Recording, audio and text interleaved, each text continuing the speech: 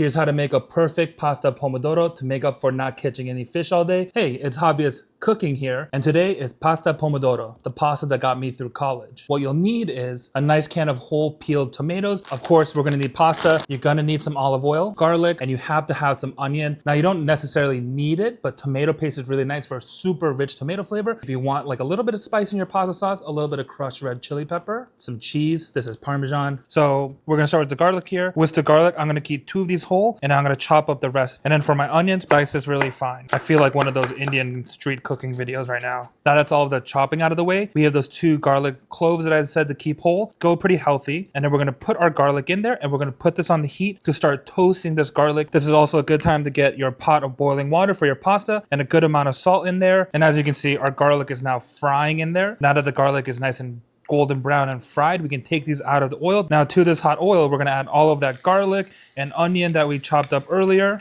This is going back on the heat, on a medium heat, to slowly start cooking. We don't want to fry this or get any color. Now it's been about 5 minutes, as you can see. You don't need to do this step if you don't have it. But if you do have tomato paste, we're going to put about a good tablespoon in there. And we're going to actually fry the tomato paste with the onions and garlic. One quick note here is actually for this pasta, we want to take it out before it's fully cooked, because we're going to finish cooking this in our sauce. Now, as you can see, that tomato paste is nice and fried in there. Chili flakes, if you want, our canned tomato, and just dump this right in here. I'm going to first pour out all the liquid that I can, and then when I feel these whole pieces of tomato, I'm just going to start crushing them up with my fingers. Now, once you have the hand crushed tomatoes in there, you're going to mix this all up. And then from here, what we're going to do is put this onto a medium high heat or medium low heat and slowly kind of simmer this till the water level drops about halfway. Now, my pasta is just about ready to take out. It's almost fully cooked, but it still is a little raw in the middle. But I'm going to take a mug, and I want to save about a cup to half a cup of this starchy pasta water. Now, it's been about 15 minutes, but as you can see, our tomato sauce started here and has dropped all the way down here, so it's reduced quite a bit. Now at this point, we're going to start seasoning the taste. So a good amount of salt, a good crack of black pepper. We're going to take our drained pasta and add this to our sauce. We're going to mix that in, add this in, and we're going to mix it. And it's going to look a little watery, but this pasta is going to absorb that back up. And now this has been on the heat for like maybe 3 minutes with constant mixing,